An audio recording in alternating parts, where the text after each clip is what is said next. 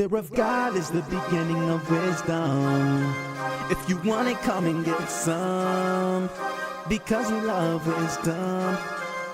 Because we love wisdom. People in every part of the globe are perishing because their judgment is low. From children to teens to elderly folks, this epidemic is incredibly bold. Wisdom is needed to see through the fog. Without it, we'll stumble and see to the long. You're jumping without something to break and fall if you choose to ignore wisdom's beckoning call. The only people who will lose the war are those who don't know who they're fighting for. You are the only one who can decide your fate. Don't waste your life when you can live inside of grace. If we turn to God and behold His shining face, we will gain traction to run in this human race. Hey, what's going on? JC Johnson here for the Love of Wisdom, where philosophy meets the streets. And on today's episode, we're going to be discussing the wisdom of Agathism. What's that? More on that after this. Fear of God is the beginning of wisdom. If you want it, come and get some. Because we love wisdom. Because we love wisdom. Fear of God is the beginning of wisdom. If you want it, come and get some. Because we love wisdom. Because we love wisdom. Welcome back. You're listening to For the Love of Wisdom, where philosophy meets the streets on North Coast Underground, where the underground starts with you. And I'm your host, JC Johnson. And today we are discussing the wisdom of Agathism. And before the break, we were looking at an article that was written by Robert Puff, PhD, for Psychology Today. And he gave an example by telling a story about a situation where he had, where he actually ended up crashing, well, his wife crashed his car and they ended up having to make repairs on it. But he talked about how he didn't get mad about it. He did feel real frustration. He was angry, but he didn't take that frustration out on his wife. You know, he looked at it and said, even though this is a bad situation, it's going to turn out for good. He took that positive perspective and he began looking at ways that he could actually turn it around. And they were able to sell their car. Well, they were able to purchase the car because they were leasing it. They purchased it and they were able to sell it to somebody else at a value that was even higher than what the car was worth. So they made a profit. So that bad thing ended up being turned around for something good, for something positive in the long run. And that's awesome when things like that can happen. All right, so going on, there's a article on Pinterest, really a post that I think is pretty good because it gives us a bunch of encouraging quotes regarding the topic of Agathism. And this was posted by a guy by the name of LTMB, and it's called I Am an Agathist. It's a collection of positive quotes that would be in line with this Agathism philosophy. The first one he has here, I will get there. He's saying, I may not be there right now, but I know that ultimately I'm going to be there, right? I'm going to be there on the right day and at the right time. Maybe now is not the time for you. Maybe tomorrow will be. Maybe it's not even tomorrow. Maybe it's next year or 40 years from now. But regardless of when it happens, the thing to remember is you will get there, right? You will make it in the time that you're supposed to. Another one he has here, be positive, patient, and persistent. The 3 P's: positive, patient, persistent. You know, when we were discussing Robert Puff and the situation that he went through, he admits that he was angry. But even in the midst of his anger, he decided to be positive. And by positive, remember, I'm not saying he was optimistic, because optimism, even though it's better than pessimism, optimism is still missing something. Because when somebody is optimistic, sometimes they only think that things will get better on their own without putting in any effort. But a person who is an agathist is one who says, I acknowledge that there's something very wrong, something is bad that's going on, but I also believe it's not going to stay there forever, because that's what a pessimist would believe. A pessimist just believes in ultimate doom. They believe that failure is unavoidable, whereas an optimist believes that failure is impossible, whereas an agathist believes that things will ultimately, even though there may be some successes and some failures, ultimately things will work out for good. Things will work out to the best of their ability. So I think that that's pretty good. Definitely in line with what we're talking about here, because Robert chose to be positive. He chose to be patient. He did the research. He found out that he could purchase his vehicle that he was leasing. He found out that he could sell it and make a profit because the vehicle was being sold to him for far less than what it was worth. So he put in the work. He did the research. He took his time. He was persistent because he had to find a buyer. I'm sure it didn't happen in 5 minutes. It took some time, but he found the right buyer who wanted to buy the vehicle, and he ended up making a profit. Another one from the I Am an Agathist post by LTMB. It says, I'm going to make the rest of my life the best of my life. I think that's good. Why is that? Because he's saying that regardless of what has happened yesterday or even today, it doesn't matter. Everything up to this point doesn't matter. What really matters is what I'm going to do going forward. And he's saying, I'm going to be proactive. I'm going to make a choice to make the rest of my life the best of my life. People who tell stories about the past and they say, oh, I remember the good old days, right? I remember back when I was this age, or I remember back when I had this job, or back when I was dating this person, or back when I was making this amount of money.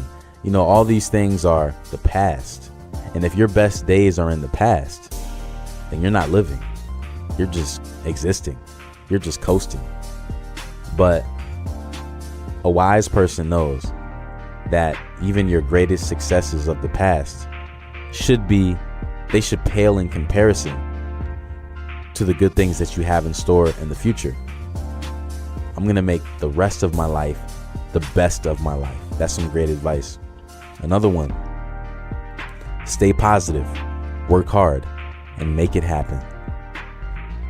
So again, we're seeing this consistent theme of positivity, right? It's about staying positive, not necessarily just staying optimistic, but staying positive as opposed to negative. Stay positive, work hard, because you do have to put in the work. You're not just sitting back letting nothing happen, but you are being proactive. You are putting in the work. If you can do that, if you can stay positive, if you can work hard, then you can make it happen. Anything that you can imagine, you can make happen. I recently have been reading a story about the founder of Amazon, Jeff Bezos, and how Amazon, how it started out. It was completely different than what you would see today when you go on Amazon.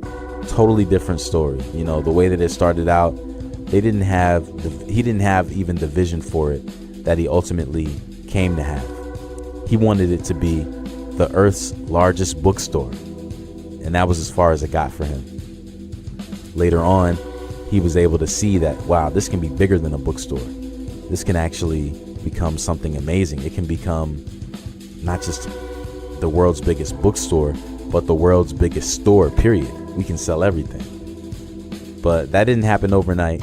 It took some time in order for him to get there. But eventually, with positivity, with hard work, with that consistency and persistence, he was able to make it happen. Currently, Jeff Bezos is he is the wealthiest person in the world. How long will he stay that way? It's hard to tell. You know, he has some legal stuff coming up that may change that. But even still, even if he's no longer the wealthiest person in the world, he definitely will always be one of the wealthiest people in the world. And that came through him being consistent, not giving up on his dream, and having the patience to work with other people, because he didn't make it on his own. He had a great team of people working alongside of him and for him throughout all of those years that Amazon was coming up. But ultimately, it did end up becoming one of the biggest companies in the world. Here's another one from the I Am an Agathist post. I can and I will. Simply put, right? If you say I can do it, it's more likely that you will do it. But if you're saying things like, oh, I can't, or I don't know if I can, then it probably won't. But more on that after this. North Coast Underground, where the underground starts with you. J.C. Johnson, for the love of wisdom, where philosophy meets the streets. All right, we are back on North Coast Underground, where the underground starts with you. And I'm your host, J.C. Johnson, for the love of wisdom, where philosophy meets the streets. All right, so before the break, we were taking a look at a few posts that were added on Pinterest by LTMB, and this particular thread is called I Am an Agathist. It's pretty cool. You can check them out, pinterest.com. I Am an Agathist. Here's a couple more. Here's one that says, there is a huge amount of freedom that comes to you when you take nothing personally. Ooh, that's a big one. That's a huge one. You know, that reminds me of a scripture in the Bible that is from Ecclesiastes. And it basically says, don't take to heart everything that you hear someone say about you. Right? Don't take to heart everything that somebody says about you, lest you hear your servant curse you. And what is it saying? It's saying that people are going to talk.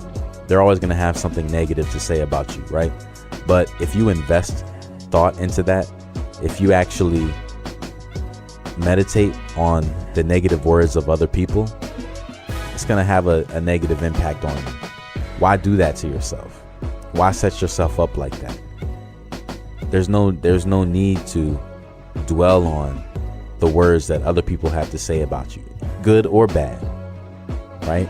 Because people could be praising you, but don't put too much thought into it, and just know, regardless of what somebody says about you, what really matters is who you truly are, who you know that you are, and who you need to become if you're not who you're supposed to be. A few things here that the Bible has to say about this whole topic of Agathism. One is from Romans 8:28. Taking this from the NIV. This is a really popular verse, but I think that it goes perfectly with what we're talking about today. It says, and we know that in all things, God works for the good of those who love him, who have been called according to his purpose. That is an awesome one right there, because it really does speak to the truth of this whole thing here. That just like how we mentioned before, if you remember, we talked about Robert Puff and how he talked about, you know, his car being wrecked and how bad of a situation that was. But ultimately, it worked out for his good, because he was able to get the car fixed and he was able to sell it and make a profit. The Israelites, they went through a devastating time period, actually several devastating time periods. They were enslaved in Egypt for 400 years. They went through many hardships. They were almost annihilated by the Persians when they were living in Persia, but they were saved because the king's wife, Esther, she stopped the king from having them all annihilated once he found out that they were actually related to her and that she was a Jew, because he didn't know that. But once he found that out, he put a stop to that. And they ended up being saved and things worked out for them. And then you fast forward even to the 1930s, the 1940s, when you see Jews being taken to concentration camps, being, tortured, murdered in the worst possible ways. But one positive thing that came about as a result is that they were actually able to establish the nation of Israel to fulfill the prophecy that had been spoken over them for thousands of years. It finally came to pass. But the only reason it happened was because Jews from around the world, after the Holocaust, they began to see the importance of going back to the homeland, going back to Israel, where it all started. And they went back there, and that wouldn't have happened if that tragic event of the Holocaust hadn't taken place. So you never know what bad things may have to happen in order for something really great to happen in your life. 2 Corinthians chapter 12, verses 8 through 10. It says, I begged the Lord 3 times to take this problem away from me. But the Lord said, my grace is all you need. Only when you are weak can everything be done completely by my power. So I will gladly boast about my weaknesses. Then Christ's power can stay in me. Yes, I am glad to have weaknesses if they are for Christ. I'm glad to be insulted and have hard times. Can you say that? Can you say that you're glad to have hard times? Well, can you say that you're glad to be insulted? He says, I'm glad when I'm persecuted and have problems, because it is when I am weak that I'm really strong. That's powerful, and that's some great perspective to have. And it's much easier said than done, to be able to look at the world that way. But what he's saying is true. There's no need to see it any other way. And in Romans 8, verse 18, this is in the ERV, it says, we have sufferings now, but these are nothing compared to the great glory that will be given to us. Everything that God has made, or everything God made, is waiting with excitement for the time when he will show the world who his children are. The whole world wants very much for that to happen. And again, this is a reminder that just because you're having hard times right now, just because you're going through something now, it doesn't mean it's going to be like that forever. And also, it doesn't mean that there's no purpose in it. One of the greatest examples of this in the Bible to me is Joseph. Joseph is a person who experienced extreme hardship, more than what most people would think they should have to go through in life. His brothers were jealous of him, so they set him up. They sold him into slavery. Their father asked what happened to Joseph, and they said, oh, he got eaten by wild animals. And they even put some blood on his coat and brought it to his father to make his father think he was really killed, which was devastating for his father. Anytime a parent loses a child is very devastating, and I'm pretty sure that he went through much pain and anguish over that. So after they deceived Joseph, had him sold into slavery, then he was accused of rape while he was in the house where he was a slave. So after that, then he spent around 8 years in prison. So he was already a slave for several years. Then he went to prison for 8 years, where he was falsely accused, charged for something he didn't even do, something as horrible as rape at that. So imagine how he felt, just as far as his reputation being smeared and all of that. He went through this horrible time. But even with that, after all of that, what ended up happening was all of those circumstances that he went through, it led him to being at this place in the prison where he helped someone by interpreting a dream that they had. this person told the Pharaoh of Egypt about it. It was 2 years later, though, after he helped this person. But 2 years later, this guy remembered Joseph, and he ended up being called from out of the prison. But not only did he just get out of prison, that's not where the story ends. Because many people would say that's a good end of the story, just to get him out of prison. But no, it wasn't even just him getting out of prison, but it was him saying, okay, or the Pharaoh saying to Joseph, since you're able to interpret dreams, how about you interpret my dream? So Joseph interpreted his dream, and it ended up being something that was able to save the entire nation. It was something that was really able to aid many nations around the world, because Egypt was the only one that had grain, and that they were able to feed the whole world. And this was something that Joseph knew, because God had given him this understanding. Had he not been sent to prison, he never would have had this opportunity to give this information to Pharaoh. And if he never gave that information to Pharaoh, then he never would have become second in command and be an extreme, have this extreme prominent place in Egypt, to where he was a ruler over everyone, including his brothers who had sold him into slavery. Awesome turn of events for him. It's funny how in life sometimes things can change like that, right? Things can work out for your favor, even though people may mean harm against you. But that's all we have time for right now on the second hour. Next time we're going to be discussing another topic. We're going to be speaking about anthropomorphism. All right, but you're listening to For the Love of Wisdom, where philosophy meets the streets. I'm your host, JC Johnson. See you next time. Fear of God is the beginning of wisdom. If you want it, come and get some. Because we love wisdom. Because we love wisdom. Fear of God is the beginning of wisdom. If you want it, come and get